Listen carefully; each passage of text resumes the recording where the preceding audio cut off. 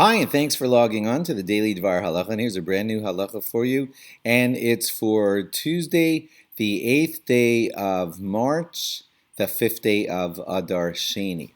Today, I want to speak to you briefly about the situation in Ukraine with a kind of view to where we are in the Jewish calendar. And let's get right to the point. You know what's happening in Ukraine.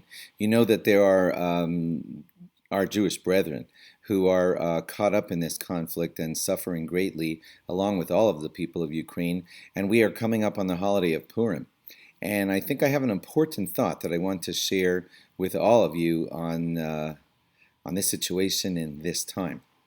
You know, the point in the Megillah where Mordechai tells Esther that she must go into the king Ahasuerus and use her political power, if you want to call it that, to try to have the terrible decree annulled.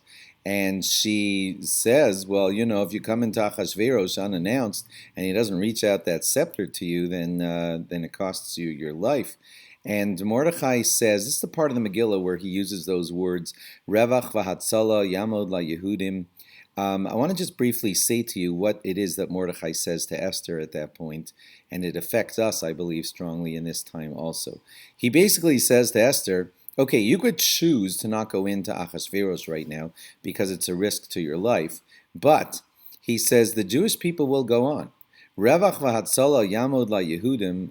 Mimakom acher, I think, are the next words. The Jewish people will be saved by hook or by crook. We will be saved.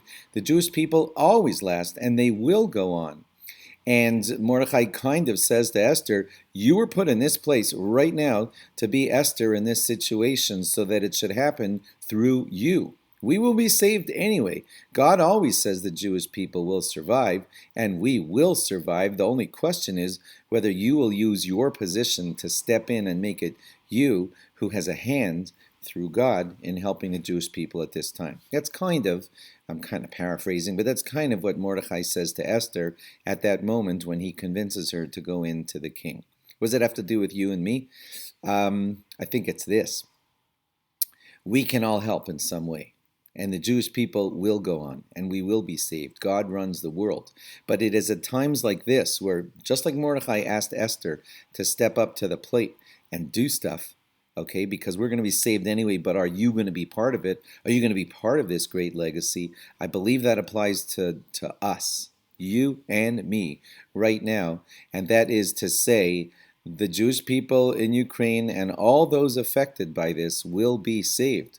But the only question as far as us is, will we be a part of it? Will we be part of that legacy? So what I'm basically asking is that you, as Purim approaches, think of meaningful ways that you can send help to the people of Ukraine. And before you tune out and say, well, what can I do? You know very well that there are ways that you and I can help. One of them is with our money. Yeah. I'm not even going to tell you specifically how to spend your money, but I do know that our parent organization is the Orthodox Union.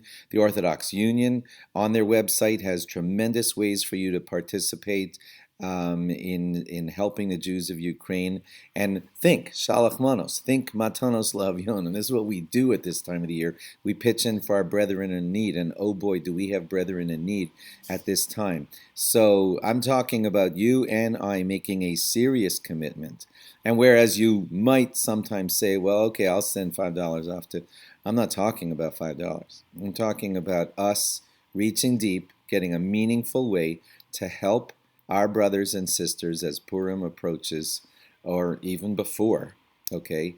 They need our help now, and the Jewish people, I'm just paraphrasing kind of what Mordechai said to Esther, they'll be saved anyway.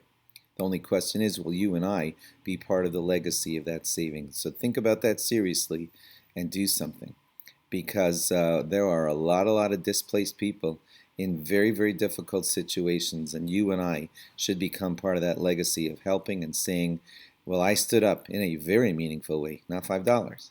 I really, really helped in a big way, and we should all across the globe be doing that. It's kind of obvious. Thanks for logging on. Log on again tomorrow for more. Bye-bye.